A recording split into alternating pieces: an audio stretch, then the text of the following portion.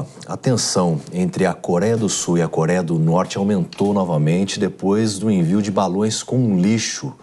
Para entender todo esse contexto, nós chamamos agora no Fast News a professora de Relações Internacionais, Mariana Maranhão, para entender qual a motivação de tudo isso, né, Mariana? Realmente é difícil de haver uma compreensão diante de um envio de balões. Foram 600 balões, né, enviados para Seul.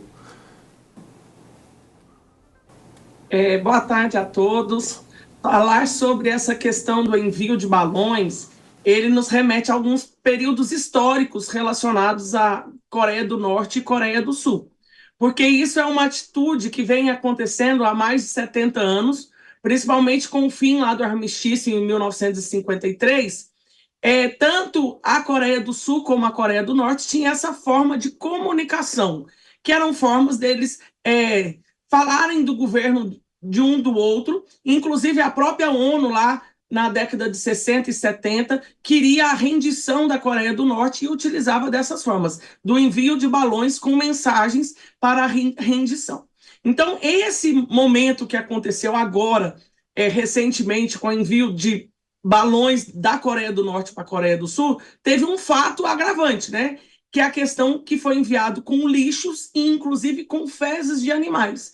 Então foi uma atitude que foi realizada pela Coreia do Norte para, como se diz, criticar o governo da Coreia do Sul nesses últimos momentos, mas relembra e remonta a esses fatos históricos já ocorridos ao longo de muitos anos ao longo da história. Atitude minimamente infantil, mas que pode provocar reações realmente desastrosas a ambas as populações. Vou incluir na nossa conversa o Gustavo Segré, que está nos comentários aqui do Fast News deste domingo, dia 2 de junho, para que também possa fazer perguntas. Professora, boa tarde e obrigado pelo seu tempo. Há informações que fazem questão de ressaltar que esses balões enviados pela Coreia do Norte para a Coreia do Sul, com lixos, baterias de celulares e até fezes de animais, como a senhora muito bem indicou, tem como objetivo retaliações pelos balões que a Coreia do Sul envia para a Coreia do Norte com folhetos anti o governo coreano e com músicas, pendrives e coisas que mostrariam à população da Coreia do Norte que existe um mundo melhor fora desse país. Isso pode ser o argumento válido, mesmo que agora a Coreia do Norte parece, há pouco tempo atrás, há minutos apenas, indicado que vai suspender o envio desses balões com lixo. Mas qual seria a justificativa? Por que a Coreia do Norte faz esses envios?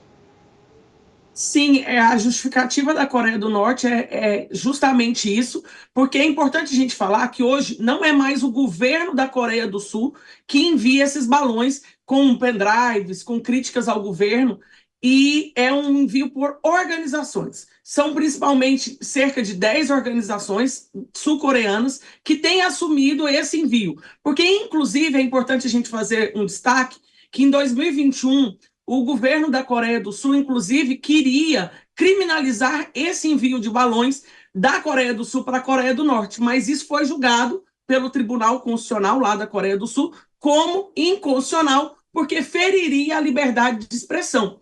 Então foi permitido a manutenção dessa atitude, né, que parece mesmo infantil, desse envio de balões, mas isso foi uma atitude, como eu disse, histórica, que acontece desde o fim lá de 1953 da guerra entre as Coreias, que seria uma forma de comunicação.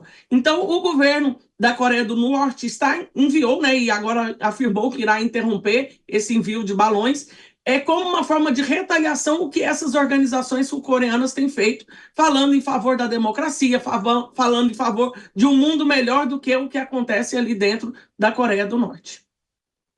A tensão ele está instalado, né, entre ambas as Coreias, Coreia do Sul, Coreia do Norte, mas isso pode avançar também. Claro que o envio parou, a gente acabou de falar sobre isso, mas se continuar, se essa situação persistir, pode haver um avanço, até mesmo a instalação de uma guerra entre os países? A situação ali entre os dois é um tanto quanto delicada, mas nesse momento eu não acho que seria este um pontapé para uma possível guerra, né, entre eles. Mas isso mostra que é um clima tenso e que existem, inclusive, apoiadores, né? Porque é importante a gente falar que essa divisão das Coreias, ela remete à ideia da Guerra Fria. Porque quem fez a divisão das Coreias, porque elas eram somente um país, foi justamente uma decisão entre, então, União Soviética e Estados Unidos, que dividiu as duas. Então, a gente consegue ainda ver os apoiadores dentro desse contexto, mas eu não acho que esse momento levaria a uma possível guerra, uma outra guerra, né, entre eles. Então, eu acho que interrompendo esses balões pela Coreia do Norte, que se perdurou ao longo dessa semana toda, foram mais de 600 balões, então eu acho que nós não teríamos motivos para maiores avanços bélicos entre os países. Mais alguma questão, Segré, que você tem dúvidas? Gostaria de perguntar para a Mariana? Sempre, professora Mariana, sempre que a gente tem essas questões de Coreia do Sul, Coreia do Norte, ditadura num país, democracia no outro país, a gente sempre tenta fazer um paralelismo de como as pessoas, por exemplo, nas duas Coreias, tenderiam a migrar. E sempre a situação é aqueles que estão nas ditaduras tendem a querer migrar para aqueles países que não são ditaduras, mas os ditadores continuam perseguindo aqueles que querem sair do país por livre e espontânea vontade. Você vê alguma possibilidade que a Coreia do Norte possa alterar o seu processo ditatorial para um processo democrático em curto prazo?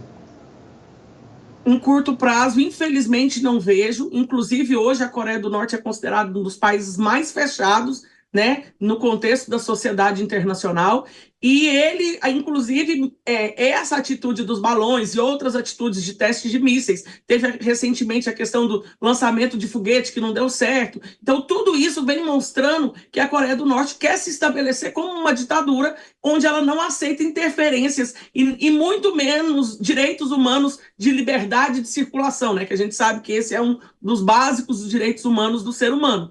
Mas ali, neste momento, infelizmente, nós não temos possibilidade de um novo cenário, né, de maiores liberdades para o povo da Coreia do Norte.